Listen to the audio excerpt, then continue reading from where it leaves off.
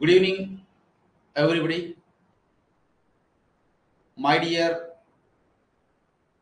Andhra Pradesh and Telangana. రెండు ఉభయ రాష్ట్రాల డిఎస్సి ఉద్యోగ సాధన అభ్యర్థులకు వెంకట్ సార్ ఆన్లైన్ క్లాసెస్ ద్వారా శుభాభివందనలు తెలియజేస్తూ welcome to Venkat sir online classes. నేను మీ Lingana sir, perspectives in education and psychology expert. మిత్రులారా, ఒక చిన్న ప్రమోషన్.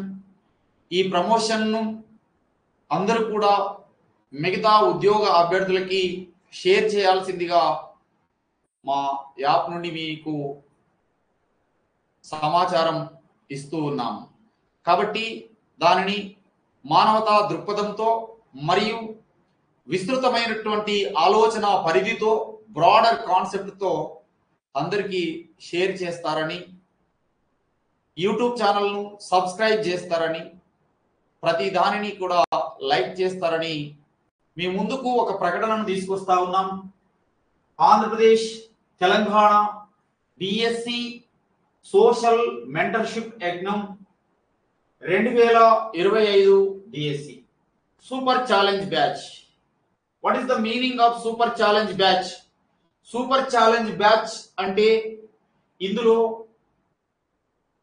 ఆన్లైన్ క్లాసెస్, అంటే live classes plus live test, అదే విధంగా టెస్ట్ సిరీస్, ఆ టెస్ట్ సిరీస్ యొక్క ఎక్స్ప్లెనేషన్ ఒక గురుకుల విద్యా విధానం మాదిరిగా విద్యార్థులను తమ దగ్గర ఉంచుకొని ఏ విధంగానైతే విద్యా బోధనలో సామర్థ్యాలు, వివిధ శిక్షణలు పొందుతారో, విలువిద్యలు పొందుతారో, పొందిన తర్వాత వాళ్ళని తిరిగి విద్యార్థులను పంపడం జరుగుతుందో, అలా మీరు మీ ఉద్యోగాన్ని సాధించే అంతవరకు కూడా మీ వెంట ఉంటూ ఎప్పటికప్పుడు మిమ్మల్ని అలర్ట్ చేస్తూ ముందుకు తీసుకెళ్లడమే ఈ సూపర్ ఛాలెంజ్ బ్యాచ్ యొక్క లక్ష్యం. కాబట్టి బోధన మాది, సాధన మీది. బోధకుడు బోధించగలడు, కానీ సాధకుడు సాధించగలడు. ఈ సాధన అనేది మీ యొక్క తెలివితేటల పైన, మీ యొక్క ఆలోచన విధానం పైన, మీ యొక్క శ్రమ పైన ఆధారపడి ఉంటుంది. శ్రమని సాధనమైతే విజయంని బానిసవుతుంది. ఓపిక ఉన్నంత వరకు కాదు మిత్రమా, ఊపిరి ఉన్నంత వరకు పోరాడు. విజయం నీ కాళ్ళ దగ్గర నాట్యం చేస్తుంది. సాధించాలి డిఎస్సి, మీరందరూ విజయం పొందాలనేటటువంటిదే మా ఆకాంక్ష. ఇందులో లాభాపేక్షతో, వ్యాపార ఆపేక్షతో ఏమీ చేయడం లేదు. మాకు కూడా బోధన చేయవచ్చు నెమ్మదిగా, ఓపికగా, అన్ని స్లైడ్స్ చేసి. అలా కాదు, ఎట్లా ఉండాలా, సబ్జెక్టు అత్తుకుపోవాలా, ఆ ప్రయత్నం జరుగుతుంది, మీకు తెలుసు. దీంట్లో ఎటువంటి కన్సెషన్స్ మళ్ళీ ఉండవు. అంటే తక్కువ చేయడము, ఎక్కువ చేయడం ఏముండదు. 2499 ఓన్లీ. దీంట్లో మళ్ళీ అడగకూడదు పర్సంటేజ్ తగ్గియండి అని, అట్లాంటివి ఏమీ ఉండవు. For more details contact 9652812027. Download Venkat sir online app from play store. కి వెళ్ళి డౌన్లోడ్ చేసుకోండి. దీనిని ఆల్రెడీ డౌన్లోడ్ చేసుకున్నటువంటి అభ్యర్థులు మిగతా అభ్యర్థులకు కూడా మన యాప్ గురించి చెప్పాలని కోరుకుంటూ ఇక విషయంలోకి వెళ్ళేటటువంటి ప్రయత్నం చేస్తాను మిత్రులారా. రైట్, ఇప్పటి వరకు మనము ప్రజ్ఞకు సంబంధించినటువంటి ప్రజ్ఞా లక్షణాలను గురించి మాట్లాడాం. ప్రజ్ఞా లక్షణాలతో పాటుగా ఏపీ ఎడ్జిటి కాదు, అందరికీ తెలంగాణ, ఏపీ స్కూల్ అసిస్టెంట్, ఎడ్జిటి కూడా. ఓకేనా, రైట్. ఇప్పటి వరకు ప్రజ్ఞకు సంబంధించినటువంటి ప్రజ్ఞ యొక్క లక్షణాలను గురించి మాట్లాడడం జరిగింది. ప్రజ్ఞ లక్షణాలను మాట్లాడాను. ప్రజ్ఞకు జ్ఞానానికి సంబంధాన్ని బోధించడం జరిగింది. ప్రజ్ఞకు సృజనాత్మకతకు గల సంబంధం, ప్రజ్ఞకు ఉన్నటువంటి రకాలు, టైప్స్ ఆఫ్ ఇంటెలిజెన్స్ గురించి మనం డిస్కస్ చేశాము సైకాలజీలో భాగంగా. అటు టెట్కు ఉపయోగపడే విధంగా, ఇటు పర్స్పెక్టివ్స్ ఇన్ ఎడ్యుకేషన్ లో ఉపయోగపడే విధంగా, అదే విధంగా ఏపీ ఉద్యోగ అభ్యర్థులకి ఎస్పెషల్లీ డిఎస్సిలో సైకాలజీ అంశాలు ఉపయోగపడే విధంగా మన యొక్క క్లాస్ అనేటటువంటిది గత 2 రోజుల నుంచి నిర్వహించబడుతుంది. మీరు గమనిస్తూనే ఉన్నారు. ఓకే, ఇక వీటికి సంబంధించిన టెస్ట్ సిరీసెస్ కూడా అప్లోడ్ చేయడం అనేటటువంటిది జరుగుతుంది. చూడండి, రైట్. ఇక ప్రజ్ఞకు సంబంధించినటువంటి టాపిక్ లో ప్రజ్ఞా సిద్ధాంతాలు, థియరీస్ ఆఫ్ ఇంటెలిజెన్స్ గురించి డిస్కస్ చేద్దాం. మరి ఈ ప్రజ్ఞా సిద్ధాంతాలను మనము గమనించినట్లయితే కొన్ని సందర్భాలలో వాటి యొక్క ప్రాథమికమైనటువంటి భావనలు, ప్రైమరీ కాన్సెప్ట్స్ నుంచే ప్రశ్నలు అడగడం జరుగుతుంది. అంటే వాటి పేర్లు ఏమిటి, వాటి ప్రతిపాదించింది ఎవరు అనే కోణం నుంచే వస్తుంది. ముందుగా వాటిని చూసుకొని ప్రతిదాన్ని డీటెయిల్ గా వెళ్దాం మిత్రులారా. ప్రజ్ఞా సిద్ధాంతాలలో మొదటిది ఏకకారక సిద్ధాంతము, యూనిఫాక్టర్ థియరీ అంటాము. ఈ ఏకకారక సిద్ధాంతాన్ని ప్రతిపాదించినది Alfred Binet. Alfred Binet France దేశానికి చెందినటువంటి వారు. ఈ బినేనే ప్రజ్ఞామాపన ఉద్యమ పితామహుడు అంటాము. Father of intelligence scale movement లేదా father of intelligence assessment movement అని పిలవడం జరుగుతుంది. రెండవ సిద్ధాంతము ద్వికారక సిద్ధాంతము, 2 ఫ్యాక్టర్ థియరీ. ప్రజ్ఞా సిద్ధాంతాలలో ఏకకారక సిద్ధాంతము, ద్వికారక సిద్ధాంతము. దీనిని చార్లెస్ ఎడ్వర్డ్ స్పియర్మన్, సింపుల్ గా సిఈ, చార్లెస్ ఎడ్వర్డ్ స్పియర్మన్ ప్రతిపాదించడం జరిగింది. ఈయన అమెరికా దేశానికి చెందినటువంటి మనోవిజ్ఞాన శాస్త్రవేత్త. ఈ క్రమంలో ఈయన ఒక గ్రంథాన్ని రాశాడు, ద ఎబిలిటీస్ ఆఫ్ మ్యాన్. ఈ సిద్ధాంతాన్ని వివరిస్తూ ఈయన రాసినటువంటి ప్రముఖ గ్రంథం ద ఎబిలిటీస్ ఆఫ్ మ్యాన్ అనేటటువంటి గ్రంథాన్ని కూడా రచించడం జరిగింది. ఏకకారక సిద్ధాంతం, ద్వికారక సిద్ధాంతం తర్వాత బహుకారక సిద్ధాంతము, multi factor theory. Multi factor theory వేరు, మల్టిపుల్ ఇంటెలిజెన్స్ థియరీ వేరు.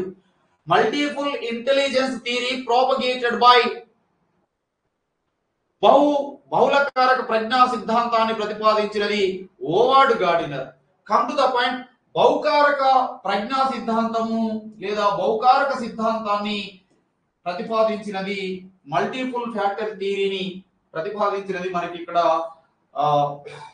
థారెన్డైక్. ఈయన కూడా అమెరికా దేశానికి చెందినటువంటి, వీరు కూడా అమెరికా దేశానికి చెందిన మనోవిజ్ఞాన శాస్త్రజ్ఞుడు.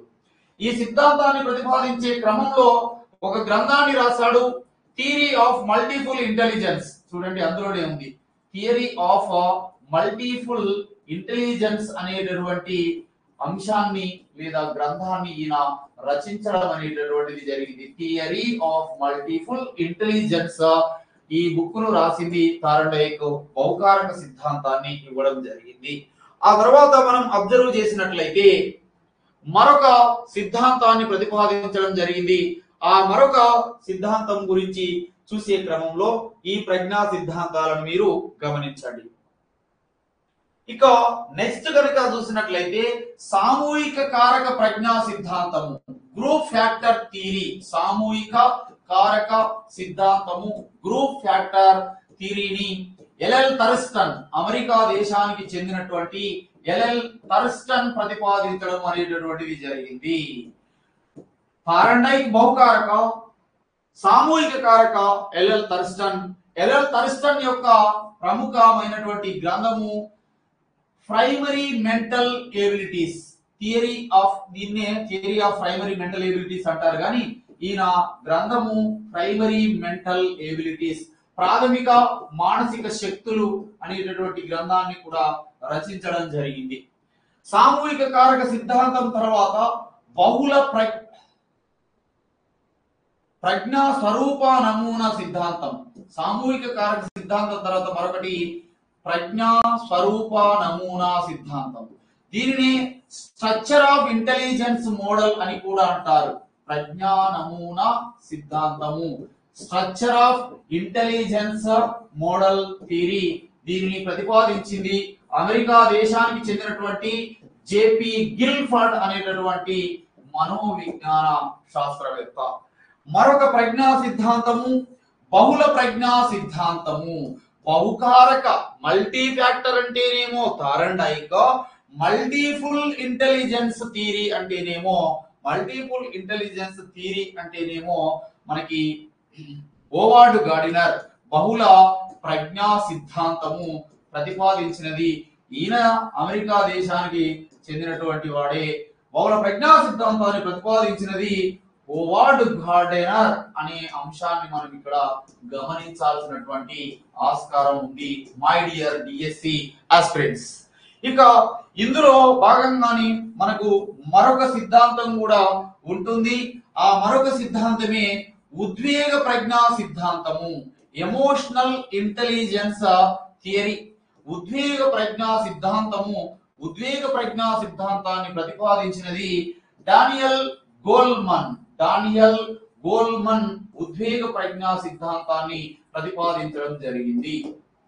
ఒక వ్యక్తి సాఫల్యంలో, ఒక వ్యక్తి విజయంలో 80% ఉద్వేగ ప్రజ్ఞ, 20% సాధారణ ప్రజ్ఞ తోడ్పడుతుంది అని ప్రజ్ఞ యొక్క ఉద్వేగ ప్రజ్ఞను విస్తృతంగా ప్రచారంలోకి తీసుకొచ్చినటువంటి వారు డానియల్ గోల్మన్. ఈయన రచించిన ప్రముఖమైనటువంటి గ్రంథము మనం అబ్జర్వ్ చేసినట్లయితే emotional intelligence why it can matters more than IQ అనే గ్రంథాన్ని రాయడం జరిగింది. డానియల్ గోల్మన్ గారు రచించినటువంటి ప్రముఖ గ్రంథము emotional intelligence why it can matter more than IQ అనేటటువంటి గ్రంథాన్ని రాశాడు. Emotional intelligence why it can matter పైన రాస్తున్నాను చూడండి. Why it can matter more than IQ అనే గ్రంథాన్ని రాశాడు. మరొకసారి చెప్తున్నాను, emotional intelligence why it can matter more than IQ అనేటటువంటి గ్రంథాన్ని రచించడం అనేటటువంటిది జరిగింది. ఆ గ్రంథాన్ని రచించినది డానియల్ గోల్మన్. నీ విజయము అనేది నీ యొక్క ఉద్వేగాల నియంత్రణ పైననే ఆధారపడి ఉంటుంది. ఎంత చదివాము అనేది కాదు, ఎంత ప్రాక్టీస్ చేస్తున్నాం అనేది ముఖ్యం. ఆ ప్రాక్టీస్ చేసుకొని నీ ఉద్వేగాలను నువ్వు నియంత్రించుకొని ఇక్కడ చదవడం కాదు, ఈ యాప్లలో ప్రాక్టీస్ చేయడం కాదు, దీన్నంతా కూడా ఫైనల్ ఎగ్జామ్ రోజు ఆ 3 గంటలు లేదా ఆ 2 గంటలు నువ్వు చేసే ప్రజెంటేషన్ మీదనే, నీ సమర్పణ మీదనే నీ విజయం ఆధారపడి ఉంటుంది. ఓ అభ్యర్థి మేలుకో, లక్ష్యం చేరే వరకు విశ్రమించకు, నిరంతర శ్రమే విజయానికి దారి. నో షార్ట్ కట్స్ అనేటివి ఉండవు అనే విషయాన్ని గుర్తుపెట్టుకో. ఈ ప్రపంచంలో కష్టపడ్డవాడు, శ్రమించిన వాడు చరిత్రను సృష్టించాడే తప్ప ఎప్పుడూ ఓడిపోలేదు. అని ఒక్కొక్కరికి ఒక్కొక్క సమయము అనేటటువంటిది, కాలము చాలా విలువైనది. ఆ కాలము నిర్ధారిస్తుంది నీ పాయింట్ ఎక్కడ, నీ సాచ్యురేషన్ పాయింట్ ఎక్కడ అనేది కాలము నిర్ణయిస్తుంది అనే విషయాన్ని కూడా గమనించాల్సినటువంటి ఆస్కారం ఉంది మిత్రులారా. ఇవి ప్రజ్ఞా సిద్ధాంతాలు. ఇవన్నీ కూడా ప్రజ్ఞా సిద్ధాంతాల పేర్లను మాత్రమే మీ ముందుకు తీసుకొని రావడం జరిగింది. ఒక్కొక్క దాన్ని జాగ్రత్తగా చూడాలి. ఏకకారక సిద్ధాంతం, ద్వికారక సిద్ధాంతం, బహుకారక సిద్ధాంతం, సామూహిక కారక సిద్ధాంతం, ప్రజ్ఞా స్వరూప నమూనా సిద్ధాంతం, బహుళ ప్రజ్ఞా సిద్ధాంతము, ఉద్వేగ ప్రజ్ఞా సిద్ధాంతాల గురించి మాట్లాడతాను. రైట్. మరి ఏకకారక సిద్ధాంతము, యూనిఫాక్టర్ థియరీ, ఇంగ్లీష్ వర్షన్ కూడా గుర్తుంచుకోవాలి. ఏకకారక సిద్ధాంతము, యూనిఫాక్టర్ థియరీ, ఈ ఏకకారక సిద్ధాంతాన్ని ప్రతిపాదించినది ఫ్రాన్స్ దేశానికి చెందిన ఆల్ఫ్రెడ్ బినే. ఈ ఆల్ఫ్రెడ్ బినే ప్రతిపాదించిన ఈ సిద్ధాంతాన్ని బలపరిచినటువంటిది విలియం స్టెర్న్, అదే విధంగా ఎబ్బింగ్హాస్, టెర్మన్ మరియు వుడ్వర్త్లు దీనిని అభివృద్ధి చేయడం లేదా బలపరచడం అనేటటువంటిది జరిగింది మిత్రులారా. రైట్. మరి ఏకకారక సిద్ధాంతం ఏ విషయాన్ని చెబుతుంది? ఒక రంగంలో రాణించిన వ్యక్తి మిగతా అన్ని రంగాలలో రాణిస్తాడు అని సింగిల్ స్టేట్మెంట్ ఇవ్వడం జరిగింది. అందుకనే చూడండి, ఆ సిద్ధాంతం పేరు కూడా అలానే ఉంది. ఇది చాలా సింపుల్ అనిపిస్తుంది, కానీ ఇక్కడి నుంచి బిట్టు పడుతూ ఉన్నది. చాలా విచిత్రం. కొన్ని సందర్భాల్లో బిట్టు చేయకుండా వచ్చారు, అర్థం కాక వాళ్ళు ఆ ప్రశ్నను అర్థం చేసుకోలేక. కమ్ టు ద పాయింట్ మిత్రులారా. ఏకకారక సిద్ధాంతాన్ని ప్రతిపాదించినది ఫ్రాన్స్ దేశానికి చెందిన ఆల్ఫ్రెడ్ బినే. ఏకకారక సిద్ధాంతాన్ని బలపరిచినది స్టెర్న్, ఎబ్బింగ్హాస్, టెర్మన్ మరియు వుడ్వర్త్లు. ఏకకారక సిద్ధాంతం యొక్క మూలమైనటువంటి అంశము ఒక రంగంలో రాణించిన వ్యక్తి అదే విధంగా మిగతా అన్ని రంగాలలో రాణిస్తాడు. ఉదాహరణను కనుక తీసుకుంటే, గణితములో రాణించినటువంటి విద్యార్థి మిగతా సబ్జెక్టులన్నింటిలో కూడా రాణిస్తాడు. సైన్స్ లో, విజ్ఞాన శాస్త్రంలో, సాంఘిక శాస్త్రాలలో కూడా రాణించగలడు, భాషలలో కూడా రాణించగలడు అని చెప్పేది ఏకకారక సిద్ధాంతం. దాని గురించి డిస్కస్ చేస్తుంటేనే దానిలోని లోపం అర్థమవుతుంది. గణితం వచ్చినంత మాత్రాన మిగతా అన్ని రావాలని లేదు అనే విషయాన్ని మన మనసు వెంటనే ఉత్పన్నం అనేటువంటి బయటికి వ్యక్తం చేయడం అనేటటువంటిది జరుగుతుంది. అందుకనే ఈ ఏకకారక సిద్ధాంతాన్ని చాలా మంది మనోవిజ్ఞాన శాస్త్రజ్ఞులు, ప్రజ్ఞ పైన కృషి చేసినటువంటి వారు వ్యతిరేకించడం అనేటటువంటిది జరిగింది మిత్రులారా. అలా వ్యతిరేకించి ఈ ఏకకారక సిద్ధాంతాన్ని ఏమన్నారంటే కన్వెన్షనల్ ఇంటెలిజెన్స్ థియరీ అన్నారు. ఇది సాంప్రదాయ ప్రజ్ఞా సిద్ధాంతము. ఒక రంగంలో రాణించినంత మాత్రాన మిగతా అన్ని రంగాల్లో రాణించాల్సిన అవసరం లేదు. ఇది ఒక సాంప్రదాయ ప్రజ్ఞా సిద్ధాంతము అని చెప్పడం జరిగింది. ఇక దీన్ని మరొక కోణంగా ఇచ్చాడు. క్రింది ప్రజ్ఞా సిద్ధాంతాలలో ఇవ్వబడిన ప్రజ్ఞా సిద్ధాంతాలలో నియంతృత్వ ప్రజ్ఞా సిద్ధాంతము అని దేనిని అంటారు అని 4 ప్రజ్ఞలకు సంబంధించిన సిద్ధాంతాలను ఇవ్వడం జరిగింది. నియంతృత్వ ప్రజ్ఞా సిద్ధాంతము అంటే నియంతృత్వము, మొనార్కిజము అంటాం కదా మనము. అలా ఈ నియంతృత్వము అనేటటువంటి ప్రజ్ఞా సిద్ధాంతం ఏమిటంటే అది ఏకకారక సిద్ధాంతము అనే విషయాన్ని మనం ఇక్కడ గమనించాల్సినటువంటి ఆస్కారం ఉంది. ఏకకారక సిద్ధాంతాన్ని విమర్శిస్తూ ఇది సాంప్రదాయ ప్రజ్ఞా సిద్ధాంతం అన్నారు. ఇది నియంతృత్వమైనటువంటి, నియంత అనే పదం వాడుతూ ఉంటాం మనం ఎక్కువగా సోషల్ స్టడీస్ లో. అంటే నా మాటే శాసనం అంటూ ఉంటాడు, అట్లా ఉంది ఇది. కాబట్టి దీన్ని నియంతృత్వ ప్రజ్ఞా సిద్ధాంతము, మోనార్కిక్ ఇంటెలిజెన్స్ థియరీ అని చెప్పడం జరుగుతూ ఉంది. ఇక ఏకకారక సిద్ధాంతం తర్వాత రెండవది ద్వికారక సిద్ధాంతము. ఏకకారకం కాదు, ఒకే కారకం కాదు, 2 కారకాలు వ్యక్తి ప్రజ్ఞపై ప్రభావం చూపెడతాయని ద్వికారక సిద్ధాంతమును ప్రతిపాదించారు. 2 factor theory propagated by Charles Edward Spearman. Spearman అనేటటువంటి మనోవిజ్ఞాన శాస్త్రవేత్త, అమెరికా దేశానికి చెందినటువంటి స్పియర్మన్ అనేటటువంటి మనోవిజ్ఞాన శాస్త్రవేత్త.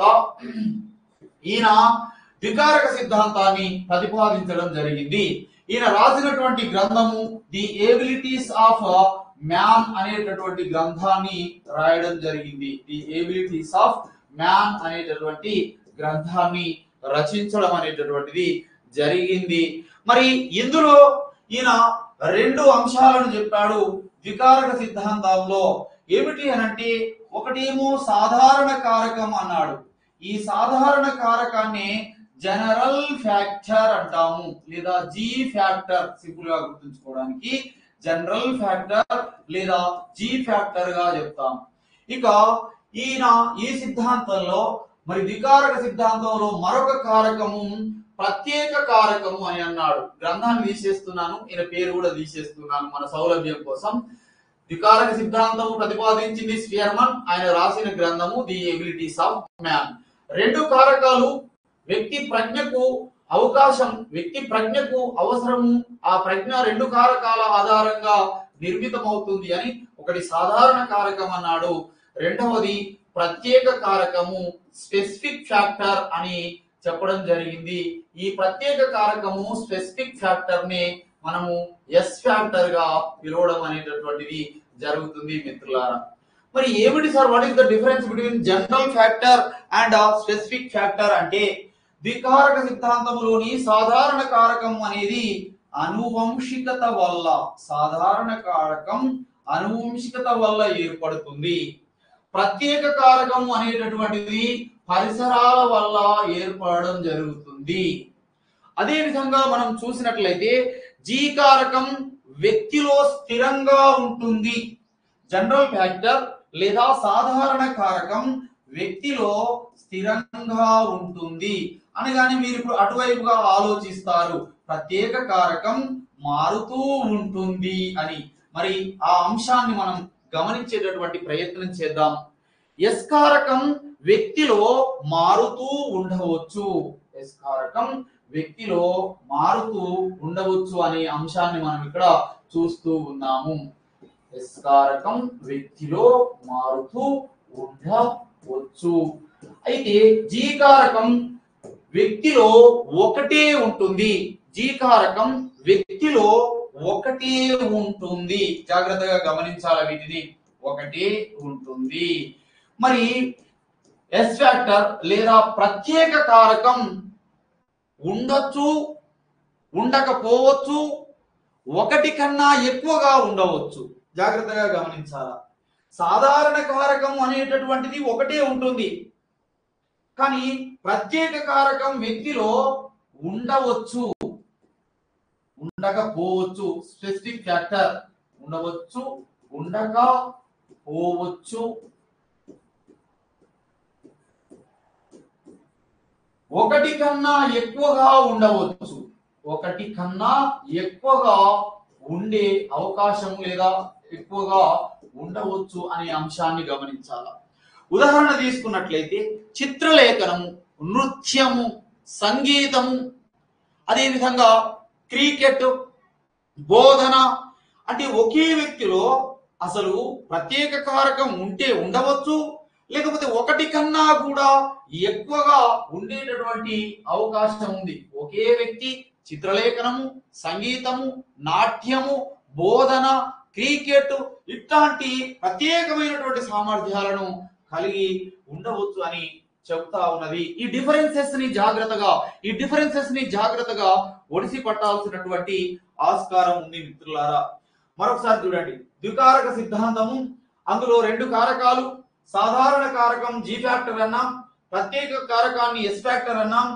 సాధారణ కారకం అనువంశికత వల్ల, ప్రత్యేక కారకం పరిసరాల వల్ల సంభవిస్తుంది. జీ కారకం వ్యక్తిలో స్థిరంగా ఉంటుంది, ఎస్ కారకం లేదా ప్రత్యేక కారకం మారుతూ ఉంటుంది. జీ కారకం వ్యక్తిలో ఒకటే ఉంటుంది, ప్రత్యేక కారకం అసలు వ్యక్తిలో ఉండవచ్చు, ఉండకపోవచ్చు అనే అంశం, దానితో పాటు ఒకటి కన్నా ఎక్కువగా ఉండవచ్చు అనే అంశాన్ని మనం ఇక్కడ గమనించడం అనేటటువంటిది జరిగింది. ఇక ఒక వ్యక్తి యొక్క సాధారణ కారకము అనేటటువంటి దానిలో అభ్యసనం మరియు అనుభవాలు, లెర్నింగ్ అండ్ ఎక్స్పీరియన్సెస్, అభ్యసనము మరియు అనుభవాలు సాధారణ కారకాన్ని ప్రభావితం చేయలేవు. అభ్యసనము అనుభవాలు సాధారణ కారకాన్ని అంటే జీ కారకాన్ని ప్రభావితం చేయలేవు. అభ్యసనం, అనుభవాలు జీ కారకాన్ని, సాధారణ కారకాన్ని ప్రభావితం చేయలేవు. ఇక్కడ గమనించాలా, అభ్యసనము, అనుభవాలు మరొక పదం కూడా వాడవచ్చు. అభ్యసనము, శిక్షణ మరియు అనుభవాలు జీ కారకాన్ని ప్రభావితం చేయలేవు. అభ్యసనము, శిక్షణ ఎస్ కారకాన్ని ప్రభావితం చేస్తాయి.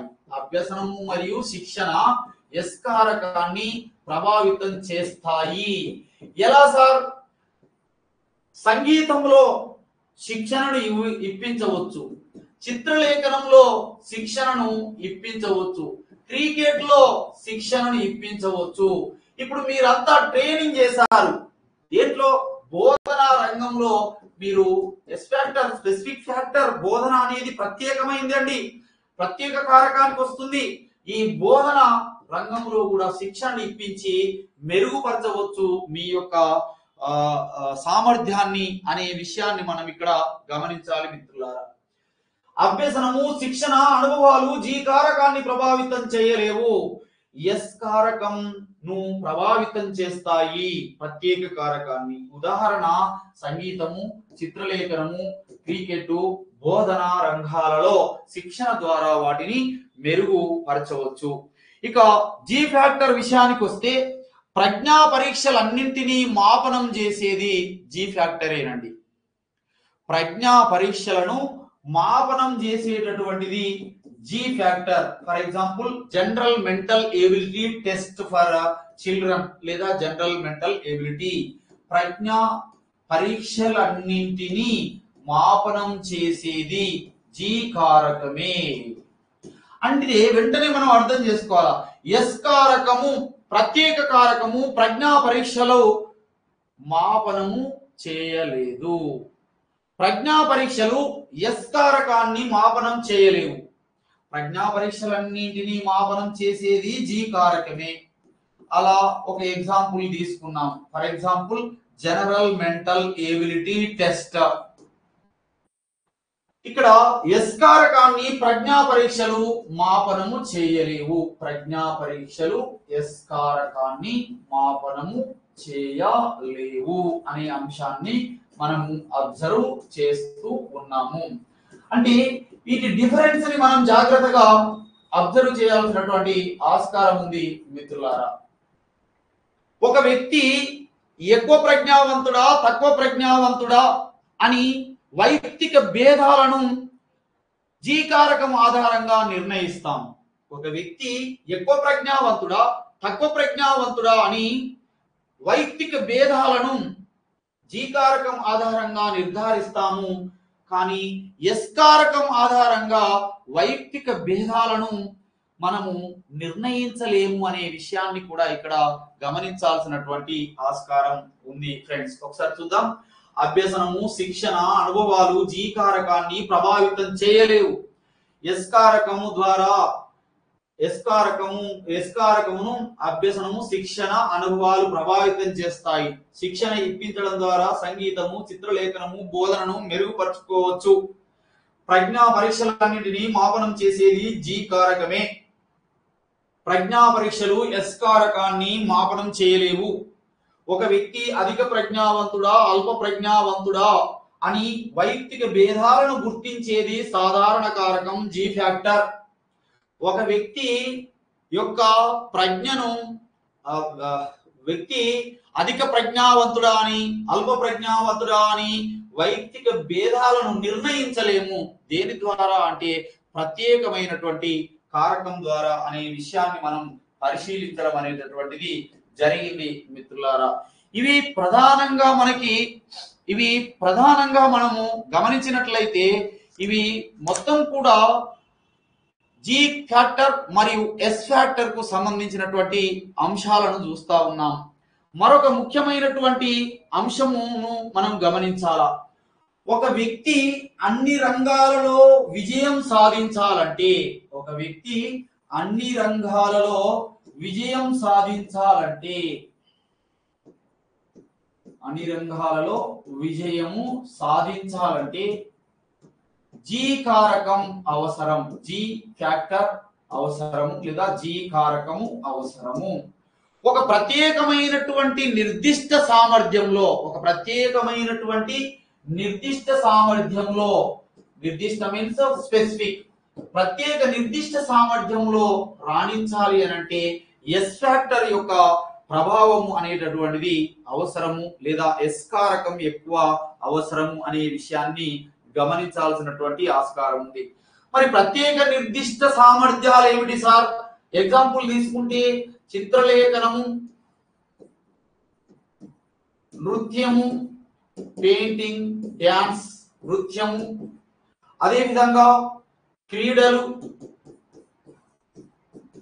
దానితో పాటు యోగా, ఇట్లా ఒక నిర్దిష్టమైనటువంటి సామర్థ్యంలో, ఒక ప్రత్యేకమైనటువంటి సామర్థ్యంలో రాణించాలంటే ఎస్ ఫ్యాక్టర్ అవసరం. కానీ అన్ని రంగాలలో విజయం సాధించాలి అని అన్నప్పుడు జీ ఫ్యాక్టర్ అనేటటువంటిది అవసరము అనేటటువంటి అంశాన్ని మనం ఇక్కడ అబ్జర్వ్ చేస్తూ ఉన్నాము మిత్రులారా. ఇక మరొక ముఖ్యమైనటువంటి అంశం, సాధారణమైన పనులతో పాటు నిర్దిష్టమైన అంశాలు అభ్యసించాలంటే చూడండి కొంత డిఫరెంట్ గా ఉంది. సాధారణమైనటువంటి పనులతో పాటు నిర్దిష్టమైన అంశాలు, సాధారణమైన పనులతో పాటు నిర్దిష్టమైన అంశాలను, నిర్దిష్టమైన అంశాలను అభ్యసించాలంటే జీ ఫ్యాక్టర్ అవసరం. సాధారణమైన అంశాలతో పాటు లేదా పనులతో పాటు నిర్దిష్టమైన అంశాలను అభ్యసించాలంటే జీ కారకం, సాధారణ కారకం అవసరము అనే అంశాన్ని గమనించాం. ఇక మనకు తెలుసు ఎస్ ఫ్యాక్టర్ మొత్తము స్పెసిఫిక్, నిర్దిష్టమైనటువంటి పనులను మాత్రమే, నిర్దిష్టమైనటువంటి పనులను లేదా నిర్దిష్టమైనటువంటి నైపుణ్యాలను నేర్చుకోవడానికి మాత్రమే ఉపయోగపడడం అనేటటువంటిది జరుగుతూ ఉంది. లాస్ట్ గా జీ కారకం వ్యక్తిని బట్టి మారుతూ ఉంది. ఎస్ కారకం వ్యక్తిని బట్టి మారుతుంది, కానీ ఒకే వ్యక్తిలోని కృత్యాలను బట్టి కూడా మారుతుంది. జాగ్రత్తగా అబ్జర్వ్ చేయాలి. ఇది జీ కారకం వ్యక్తిని బట్టి మారుతుంది. పర్సన్ బట్టి జీ కారకం మారుతుంది. ఎస్ ఫ్యాక్టర్ కూడా మారుతుంది, కానీ ఒకే వ్యక్తిలో నీ కృత్యాలను బట్టి కూడా మారడం అనేటటువంటిది జరుగుతుంది. ఈ రెండింటి మధ్యలో ఉన్న తేడాను స్పష్టంగా చెప్తాను, జాగ్రత్తగా వినండి. వీటిని ఒకసారి చూసుకోండి. ఏమిటి సార్? జీ కారకం వ్యక్తిని బట్టి మారుతుంది. వ్యక్తిని బట్టి మారుతుంది అంటే ఏ రకమైన వైయక్తిక భేదం? టైప్ చేయండి ఒకసారి. జీ కారకం వ్యక్తిని బట్టి మారుతుంది. ఏ రకమైనటువంటి వైయక్తిక భేదము? ఎస్ కారకము వ్యక్తిని బట్టి మారుతుంది. వ్యక్తిని బట్టి మారుతుంది. ఇట్లాంటి కొంచెం కన్ఫ్యూజన్ చేసే వాక్యాలను ఇచ్చేటటువంటి సందర్భం ఉంది. వ్యక్తిని బట్టి మారుతుంది, కంటిన్యూయేషన్ ఒకే వ్యక్తిలో కూడా మారుతుంది. ఒకే వ్యక్తిలో కూడా మారుతూ ఉంది. ఇక్కడ నేను జీ కారకాన్ని టైప్ చేయమన్నాను, ఏ రకమైన వైయక్తిక భేదమని. Yes my dear friend,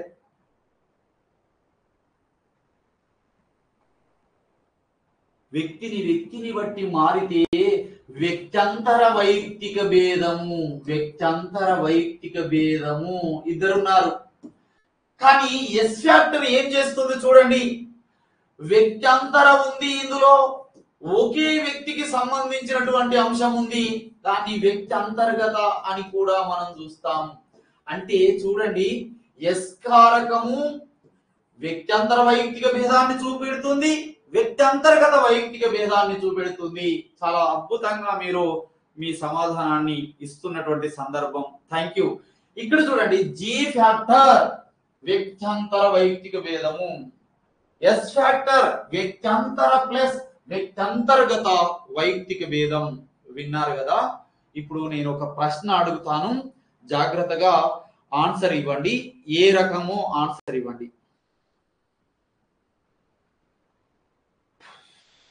Ramu DSC పరీక్షలో content, psychology, perspectives in education, మెథడాలజీలో ఎక్కువ మార్కులు సాధించాడు. మరొకసారి వినండి.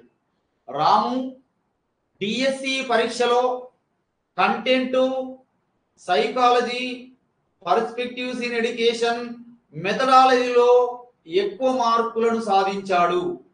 చార్లెస్ ఎడ్వర్డ్ స్పియర్మన్ ద్వికారక సిద్ధాంతం ప్రకారము అతనిలో ఉన్న కారకం.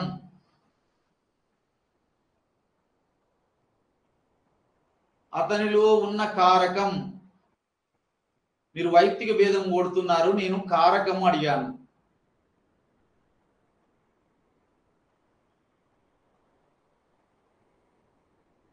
మీరు వైయక్తిక భేదాన్ని టైప్ చేస్తున్నారు. రాము ఒకరే కాబట్టి అతనిలో వివిధ సామర్థ్యాలలో ఇప్పుడు లైన్లోకి వచ్చారు. Yeah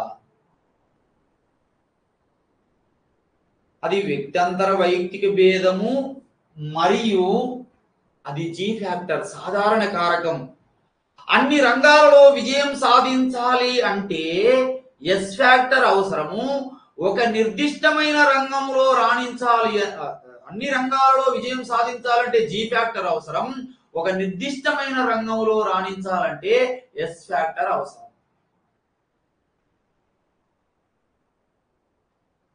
good. ఇప్పుడు మరొక ప్రశ్న అడుగుతున్నాను. రాము డిఎస్సి పరీక్ష రాశాడు. ఆ డిఎస్సి పరీక్షలో ఒక పర్స్పెక్టివ్స్ ఇన్ ఎడ్యుకేషన్ లో మాత్రమే ఎక్కువ మార్కులు వచ్చాయి, మిగతా వాటిలో తక్కువ మార్కులు వచ్చాయి. అతనిలో ఉండేటటువంటి కారకం.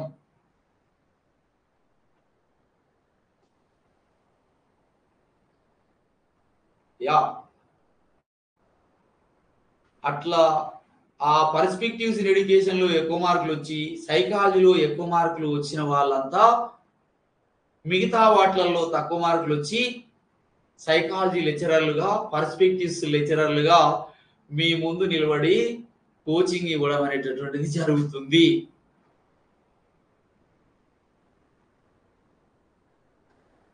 Yeah very good right. ఇది ద్వికారక సిద్ధాంతానికి సంబంధించి షార్ట్ చేస్తున్నాను, ఒకసారి వినండి. జీ కారకం అనువంశికత వల్ల ప్రభావితం అవుతుంది. ఎస్ కారకం పరిసరాల వల్ల ప్రభావితం అవుతుంది. జీ కారకం వ్యక్తిలో ఒకటే స్థిరంగా ఉంటుంది. ఎస్ కారకం వ్యక్తిలో ఉండవచ్చు, ఉండకపోవచ్చు, ఒకటి కన్నా ఎక్కువగా ఉండవచ్చు. ఒక వ్యక్తి అధిక ప్రజ్ఞావంతుడా, అల్ప ప్రజ్ఞావంతుడా అని వైయక్తిక భేదాలను నిర్ధారించేది జీ కారకం. అలా ప్రజ్ఞను ఎస్ కారకం ఆధారంగా వైయక్తిక భేదాలను నిర్ణయించలేము. జీ కారకం వల్ల ప్రధానంగా మనకి అభ్యసనం, అనుభవాల వల్ల, శిక్షణ ద్వారా జీ కారకం, సాధారణ కారకం ప్రభావితం కాదు. ఎస్ కారకం మాత్రము అభ్యసనము, అనుభవాలు, శిక్షణ ద్వారా ప్రభావితం కావడం అనేటటువంటిది జరుగుతూ ఉంది. మిత్రులారా, ఒక వ్యక్తి అన్ని రంగాలలో విజయం సాధించాలంటే జీ కారకం అవసరం. ఒక ప్రత్యేకమైన నిర్దిష్ట సామర్థ్యంలో రాణించాలంటే ప్రత్యేక కారకం ఎస్ కారకం అవసరం. ఇక్కడ జీ కారకం వ్యక్తిని బట్టి మారుతుంది. మీరు కన్ఫ్యూజ్ కావద్దు. వ్యక్తిలో స్థిరంగా ఉంటుందంటే అది ఆ వ్యక్తిలో, ఈనో వ్యక్తి మారుతుంది. కాబట్టి అక్కడ ఏం చూపెడుతున్నది? వ్యక్త్యంతర వైయక్తిక భేదం. ఎస్ కారకం వ్యక్తిని బట్టి మారుతుంది, అదే విధంగా ఒకే వ్యక్తిలో కూడా మారుతుంది. కానీ జీ ఫ్యాక్టర్ స్థిరంగా ఉంటుంది. ఎస్ ఫ్యాక్టర్ వ్యక్తిలో కూడా మారుతుంది. దానిని వ్యక్త్యంతర మరియు వ్యక్త్యంతర్గత వైయక్తిక భేదంగా కూడా మనం చూడడం జరిగింది. ఇది ద్వికారక సిద్ధాంతానికి సంబంధించినటువంటిది. ఇక మూడవ అంశము లేదా మూడవ సిద్ధాంతము మల్టీ ఫ్యాక్టర్ ఇంటెలిజెన్స్ థియరీ, బహుకారక సిద్ధాంతము అంటే ప్రజ్ఞా సిద్ధాంతాలలో మూడవది బహుకారక సిద్ధాంతము. ఈ బహుకారక సిద్ధాంతాన్ని ప్రతిపాదించినటువంటిది అమెరికా దేశానికి చెందినటువంటి మనోవిజ్ఞాన శాస్త్రజ్ఞుడు అయినటువంటి థార్న్డైక్ ప్రతిపాదించడం అనేటటువంటిది జరిగింది. ఈయన ఏమంటున్నాడు అంటే ఏకకారకం ద్వికారకం కాదు, అనేక కారకాల సముదాయమే ప్రజ్ఞ, ఎక్కువ కారకాల సముదాయమే ప్రజ్ఞ లేదా అనేక కారకాల సముదాయమే ప్రజ్ఞ అని థార్న్డైక్ మాట్లాడుతూ ఉన్నాడు. థార్న్డైక్ ఒక గ్రంథాన్ని కూడా మనకు ఇవ్వడం జరిగింది. మెజర్మెంట్స్ ఆఫ్ ఇంటెలిజెన్స్ అనేటటువంటి గ్రంథాన్ని రాయడం జరిగింది. మెజర్మెంట్స్ ఆఫ్ ఇంటెలిజెన్స్ అనేటటువంటి గ్రంథాన్ని రచించడం జరిగింది థార్న్డైక్. ఇక మరి ఈ థార్న్డైక్ ప్రజ్ఞకు సంబంధించి ఒక 4 ముఖ్యమైనటువంటి అంశాలను చెప్పడం జరిగింది. ఏమిటి అంటే అవి ఒకటి స్థాయి, ప్రజ్ఞను మాపనం చేసేటటువంటి క్రమంలో లేదా ప్రజ్ఞకు ఉన్నటువంటి లక్షణాలలో ఒక 4 లక్షణాలను చెప్పాడు. ఒకటి స్థాయి, ఈ స్థాయిని అంతస్తు అన్నాము, దీనిని లెవెల్ గా చూడడం జరిగింది. రెండవది వ్యాప్తి, దీనిని రేంజ్ అని అన్నాము. ఆ తర్వాత మూడవది స్పీడ్, నిష్పాదన వేగము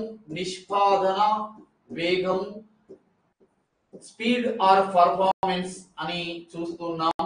ఆ తర్వాత 4వ అంశము మెజర్మెంట్ ఆఫ్ ఇంటెలిజెన్స్ రాసుకుంటే దీన్ని తీసేస్తున్నాను. 4వ అంశాన్ని మనం అబ్జర్వ్ చేసినట్లయితే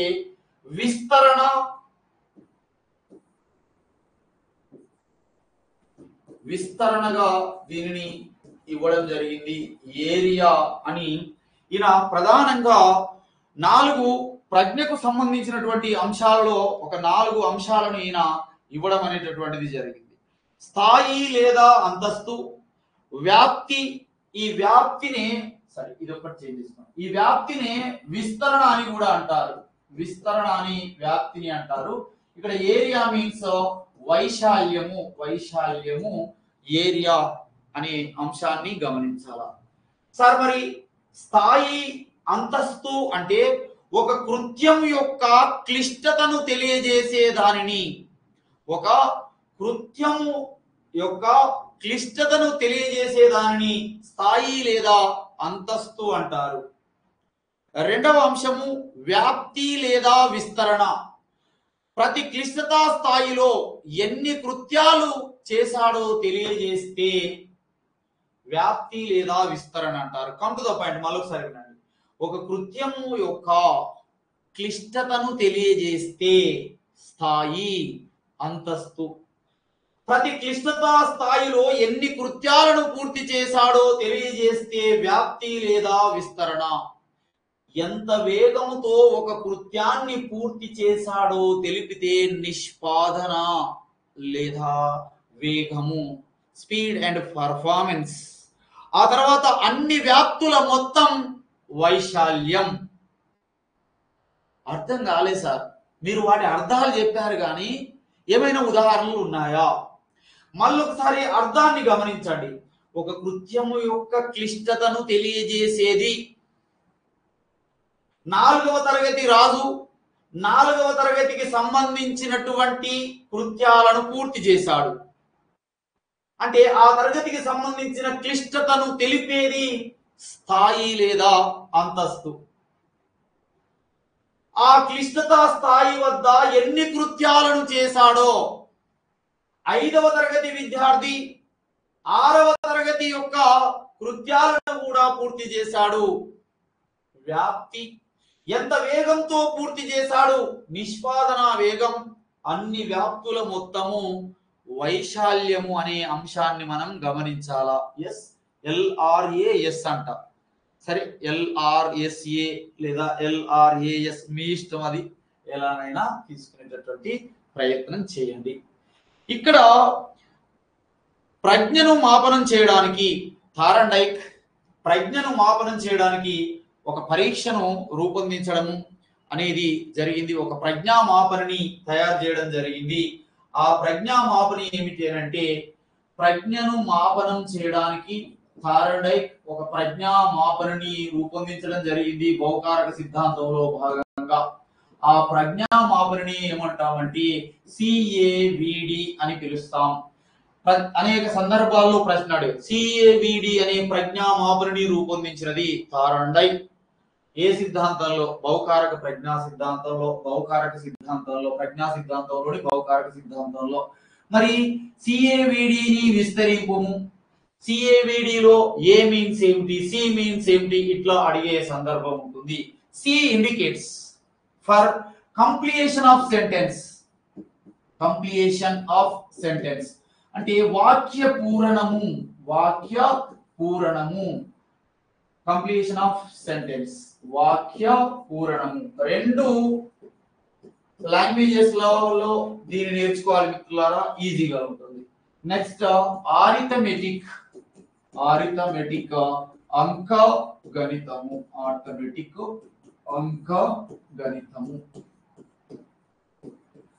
వి ఇండికేట్స్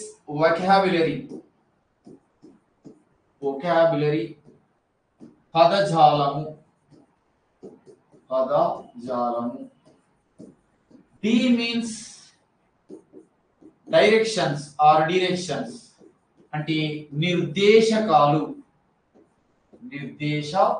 దిక్కులు. ఇట్లా మనం వాడకూడదు. నిర్దేశకాలు డైరెక్షన్ చేసేటటువంటివి దిక్కులు అని మనం అనుకుంటాం, కానీ మన సైకలాజికల్ భాషలో డైరెక్షన్స్. ఈ సిఏవిడి ప్రజ్ఞామాపనని రూపొందించినది థారండైక్ అనే విషయాన్ని మనం గమనించడం జరిగింది. C equal completion of sentence, వాక్య పూరణం. ఏ ఈక్వల్ ఆర్థమెటిక్ అంకగణితం. వి ఇండికేట్స్ వొకాబులరీ, పదజాలం. డి ఇండికేట్స్ డైరెక్షన్, నిర్దేశకాలు. ఇది ప్రధానంగా ఏకకారక సిద్ధాంతం గురించి, ద్వికారక సిద్ధాంతం గురించి, అదే విధంగా బహుకారక సిద్ధాంతం గురించి మాట్లాడడం అనేటటువంటిది జరిగింది మిత్రులారా. ఇక తరువాయి భాగం అంటే సామూహిక కారక సిద్ధాంతము. ఎల్ఎల్ థర్స్టన్ 7 ప్రాథమిక మానసిక శక్తుల కలయికనే సామూహిక కారక సిద్ధాంతం అన్నాడు. స్పియర్మన్ యొక్క సాధారణ కారకాన్ని తీవ్రంగా వ్యతిరేకించాడు ఎల్ఎల్ థర్స్టన్. మరి ఆ 7 మానసిక సామర్థ్యాలలో word fluency, verbal ability, numerical ability, spatial ability, reasoning ability, memory ability and perceptual ability, వాటి అంశాలను తర్వాతి భాగంలో చూద్దాం. Thank you one and all. మరొకసారి మన యాప్ను ప్రమోషన్ చేయాల్సిందిగా సూచన చేస్తూ ముగిస్తూ ఉన్నాం. Thank you one and all. Any doubts వీటి పట్ల?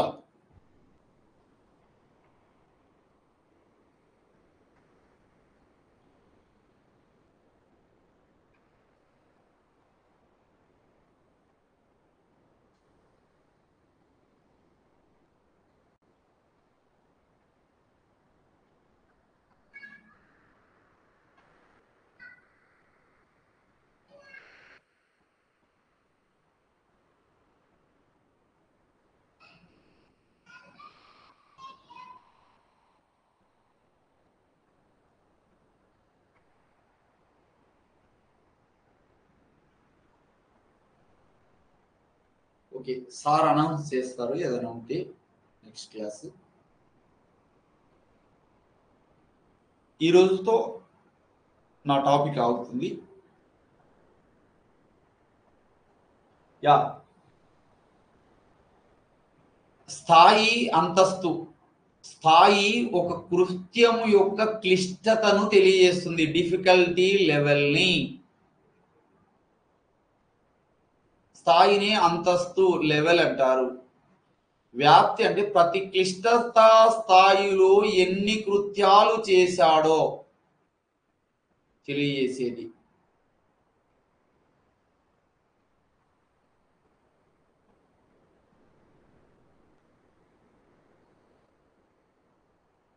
Yeah, slide emotional intelligence the.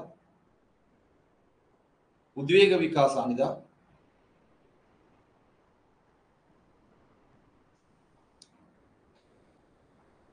Okay, thank you madam.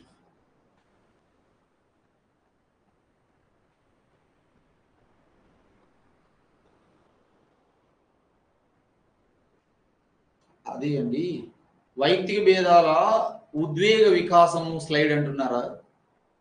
అదే అడుగుతున్నా. ఆ స్లైడ్ సరిగా కనిపించడం లేదు. సరే, మళ్ళీ నెక్స్ట్ సెషన్లో కలుద్దాం. Thank you one and all. రేపటి క్లాస్ గురించి సార్ అనౌన్స్ చేస్తారు.